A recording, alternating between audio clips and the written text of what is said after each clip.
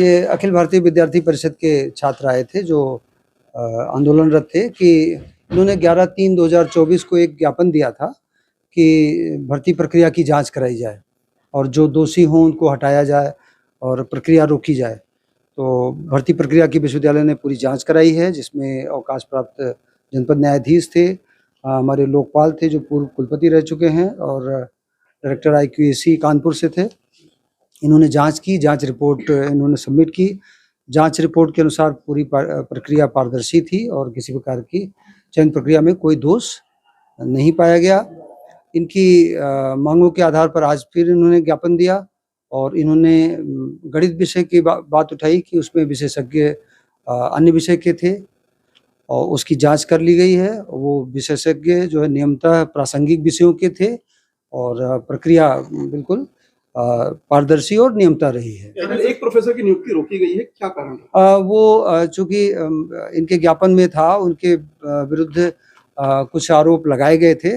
यद्यपि जांच कर ली है तो जांच प्रक्रिया जो कमेटी की रिपोर्ट है उसका हम विधिवत परीक्षण कर रहे हैं और इस लिफाफे को, प्रोफेसर पद के लिफाफे को तब तक के लिए रोक दिया गया। सर, किस तरह के आरोप विश्वविद्यालय से संबंधित नहीं थे, किन्हीं अन्य संस्थानों में कोई मुकदमे का मसला था। लेन-देन का मामला था या क्या मामला था?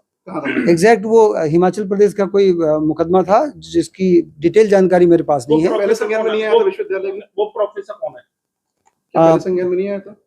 नहीं, संज्ञान में आया था तो उस पर तत्कालीन कार्रवाई हो गई थी। वो पुराना विषय है और उसको संज्ञान में लेते हुए ही इस लिफाफे को रोका गया। वो प्रोफेसर कौन है जिनके खिलाफ ये आरोप? प्रोफेसर शिक्षा विभाग में है। क्या नाम है वो? डॉक्टर दुबे है। पूरा नाम बता सकते हैं? नहीं, अब आप सभी को पता है डॉक्टर दुबे हैं और उनके विरुद्ध जो भी शिकायतें थी उसकी जांच माननीय न्यायालय में चल रही है। लोगों का ये कहना है कि ये जो न्यायालयी प्रकरणों में मुझे कोई हस्तक्षेप नहीं करना, ना कोई टिप्पणी करनी है। सुबह 7 बजे से धरना लगातार अभी तक देना पड़ा, अभी तक प्रशासन जो है इतना लेट उनके सामने पहुंचा। नहीं, लेट नहीं पहुंचा। हम अपने काम कर रहे थे और हम अपनी प्रक्रिया की पूरी जांच पड़ताल कर रहे थे और समय से हमने उनको बुलाया है। विश्वविद्यालय के महत्वपूर्ण पदों पर रखा गया, समिति में रखा गया, क्या विश्वविद्यालय को संज्ञान नहीं था? नहीं, ऐसा कुछ नहीं है। जब तक किसी का दोष प्रमाणित न हो जाए किसी न्यायालय से, तब तक हम उसको दोषी नहीं मान सकते। लेकिन अगर मुकदमा दर्ज हो जाता है तो कानून ये कहता है कि उसके खिलाफ कोई निर्णयात्मक फैसला भी नहीं हो सकता है। नहीं, हमारे संज्ञान में यदि ऐसा कुछ आता है, हमारे संज्ञान में यदि ऐसा कुछ आता है कि न्यायालय ने कोई रोक लगाई है उनके सर्विस पर या उनके किसी चार्ज पर, तो हम उस पर कार्रवाई करते हैं।